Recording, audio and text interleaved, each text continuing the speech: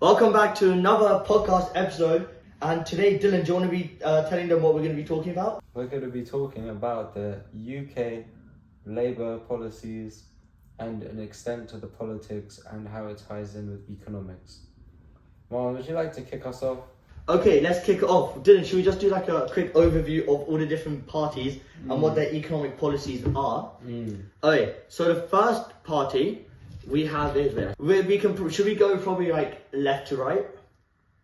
Like as in like the type of party. Okay, so the Green Party is the first party we get. By the way, disclaimer, none of this information is to influence any political decisions, nor are we giving any information to tell you what party to vote for. We're simply giving an overview of the parties and Labour's specific economic policies. But should we get in first with the Green Party? We want to introduce a wealth tax for those with over £10 million. They want to raise national income. They want to increase the NHS budget, and they want to introduce 150,000 more social homes, which basically means the Green Party, obviously they want to invest in green technology, as in their name. But the Green Party, they're all about basically introducing wealth tax, all about government control. That's why we would say they are probably the most left party. And then we move on to Labour. Labour is pretty much like the left wing of the political system. All the UK parties, they are pretty much left-leaning, but they are more left-leaning than their US counterparts. But there's also still like right-wing, left-wing in the UK. But yeah, the Labour Party, what they want to do, they want to improve public services, stuff like transport. They want to cut NHS waiting time. They don't want to increase taxes, as opposed to the Green Party. And they also want to have like equality of opportunity for everyone. So they're all about equality, very left party. And then we move to the Lib Dems, which are more like in the middle. And the Lib Dems, what they want to do, they want to give free personal care. So you have the right to see a GP in the next 7 days after you called for one. They also want to invest in renewable power, like the Green Party, but obviously not all like as much green, but they want to invest in renewable power. And they also want to repair our Europe relationships, because we know Brexit happened. Oh, they sound cold then. Yeah, they're okay, good party. They want to repair the European relationships that we used to have with Europe, basically. And then now let's move more into the right wing. First, we have the Conservatives. And the Conservatives, they want to cut national insurance tax. So they just want to cut it. They want to protect pensions. And they want to increase the spending that should be going towards the NHS as well. And then the best party of all, Reform UK, led by Nigel Farage. Dylan, let's give one policy of what they want to do. Well, firstly, like people, me and Marwan, we would not be here if Nigel Farage was in charge. No, we wouldn't. Immigrants, gone. God.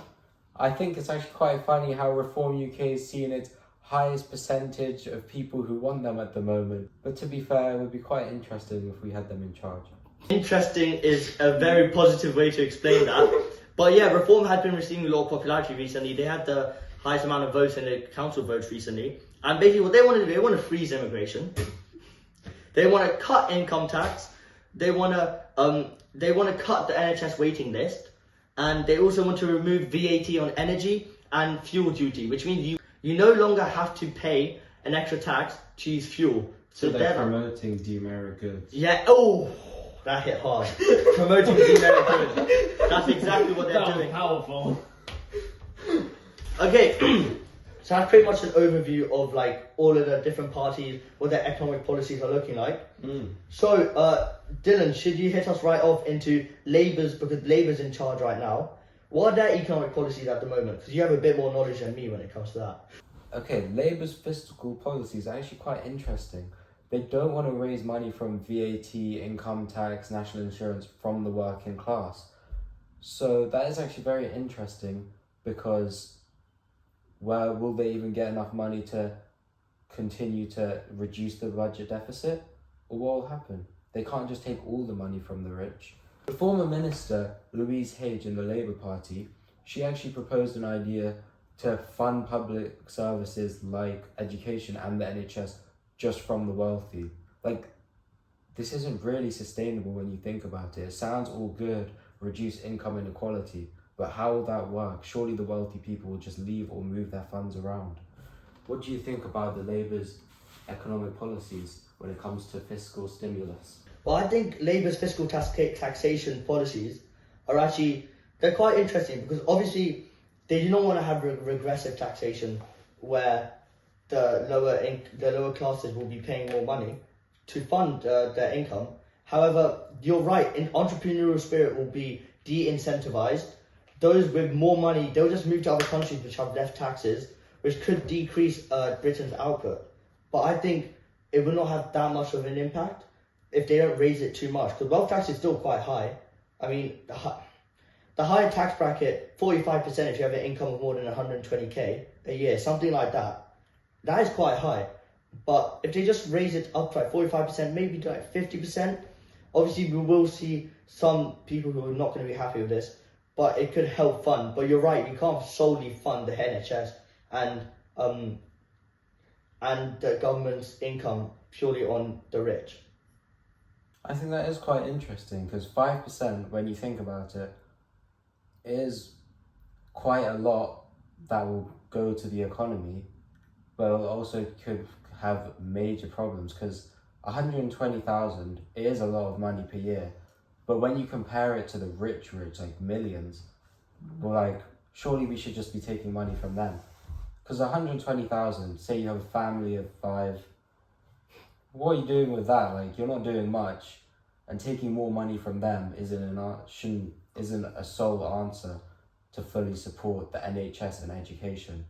Like, I'm not saying they should be raising taxes on the poor people, because that's not doing anything for anyone. I guess we'll find out how well they work. Labour, they want to kickstart economic growth. They want the UK to be the highest sustained growth in the G7. They want us to become a clean energy superpower. They want zero carbon by 2030. That's not. They want to build an NHS that is fit for the future, which means they want to enhance the services and reduce waiting times. Yeah. They want to take back to our streets by increasing public safety, reducing crime rates. Oh yeah, we need that. Yeah, so no more delinquents on the side of the street trying to rob you every second. And finally, they want to break down barriers to opportunity, so more equality for everyone, like education more accessible for everyone, free lunch meals, stuff like that. Well, Dylan, do you want to hit us in, since we were talking about immigration before, do you want to go into Labour's immigration policies? Labour, they may not be as crazy as Reform UK, but they are still toughening up on immigration and they don't want a net positive immigration. Actually? Yeah. Is that only illegal or also just normal immigration? Normal immigration. Like, they're trying to introduce English requirement standards to enter the country, which, to be fair, that does seem fair, because if there's a bunch of people who can't speak English, how are they going to function in society and give us a benefit? But at the same time, we've got to save some people, so it's a very tough stance. And the public's view on this has actually been very mixed. But what do you think about these immigration policies compared to Nigel Farage? Well, I certainly think they're a lot better. They're just wanting to kick all of our kind out, like Nigel boy. But I mean, the idea of having like requirements to come into the country is good. In Australia, you should like have a degree, certain income, like skills to come into the country for a work visa. That's valid. I think that is quite valid, because if you want to have immigrants coming to the country, they should bring us positives. Exactly. You know, but also immigrants do take a lot of the jobs that the English don't want to do, such as the driving, delivery services. We all know, like in COVID-19, and there was a massive problem with drivers when all the immigrants left the country. And then we had basically no English people wanted to drive. They want to do more aspiring jobs. Should we move into Labour's social policies? We should. Well, now we're talking about the socio-economic aspects. It's actually interesting because I don't know how many of you guys know this, but there's actually a 2-child benefit cap where you can only get benefits for 2 people. And Labour's actually reconsidering this policy because it affects 1.6 million people, and removing this policy could potentially lift 470,000 people out of poverty. So that would be quite good, but at the same time, that's just more money going to benefits and less money getting put into like multiply stimuluses. I mean, you're right, the UK budget deficit would be growing if they're planning to remove the two-child benefit cap, way more people will be receiving unemployment benefits. But this could really help income inequality and help lower classes like develop economically. But it could also increase incentives not to work, because we know with benefits, lots of people will be relying on them to not work instead. It will reduce incentives to look for new jobs. However, I do think the amount of children you have isn't really like that impactful on your mindset. Like I don't think there should be a two-child cap. Like let's say you have 3 children, probably like a 4-child cap. Because after 4 children is too much. Like 5 kids in the house, come on now. Well, maybe like, you know what I mean? But like a 2-child cap, like most people have 3. So I'm thinking maybe 3 to 4-child cap would be good. But I do like this policy of theirs. Well, I think it's actually very interesting you say that, because the child cap, say you do have a 4-child cap, that's already doubling the benefits. Not only are you giving more money to these people that aren't producing an output, more of these people are going to claim it. The budget deficit will increase. But there's actually another socio-economic policy they're trying to do. They're planning to build 1.5 million new homes by 2029, which will obviously reduce house prices and make them more affordable and give more options for living. So then hopefully people in like council estates can hope to afford some more affordable housing and get out of their tough situations. What do you think of this policy? Well, I definitely agree actually. If we're going to have more housing, obviously the prices will decrease, homelessness will probably decrease, and a big barrier towards employment is homelessness. Because if you're homeless, you can't really get a job. But when you have a home, the chances of employment increase drastically. So we could really increase our allocative efficiency when it comes to employment and human capital. And I do think these 1.4 million houses getting built would be extremely beneficial for our economy, and it would really help us a lot. Completely agree, because the majority of the effects will be on the rich with the expensive houses, but at the same time it won't affect them that much, because with the houses they have, like if their house price goes down a bit, like it shouldn't affect them as much as say a bigger income tax on the rich. So I think it works out well for both ways. Well, for the last policy that we should really evaluate, should we talk about the UK's national defence and security policies? Because as we know, global tensions are on the rise right now. Obviously, this is not like violent, but like Trump's tariffs, like trade wars, like there are high tensions for that. Even though the threats have been reduced recently from Trump, he's calmed down a tiny bit. But still, there are also global tensions like Israel and Palestine, Ukraine and Russia, now India and Pakistan.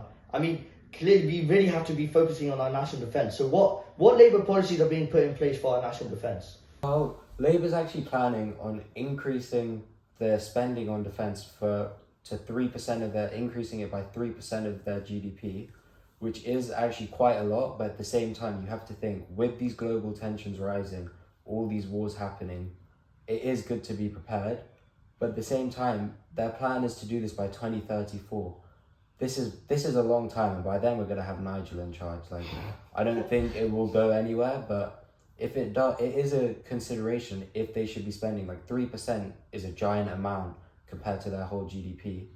But at the same time, we do have to be prepared. I mean, I actually totally agree. I think this increase on spending on defence is quite good. But obviously, as we can tell from a lot of Labour's policies, they're all about increasing government spending. So to wrap up this episode, we should probably even talk about our national debt. Because as we know, this would be like just this increasing budget deficit is not helping our national debt whatsoever. Hey, we're broke. We're literally broke, and it's not just us, every country wants to go on national debt for some reason. I mean, obviously there are reasons, but you know what I mean? National debt tensions are rising. So do we think Labour should be also focused, looking at that a little bit and realising what are they doing? Or are these policies quite beneficial, and after a few years we'll be having higher output, which means we'll be getting more taxation and government income? Well, this is actually very interesting to me, because if you think about it, all this spending, it depends.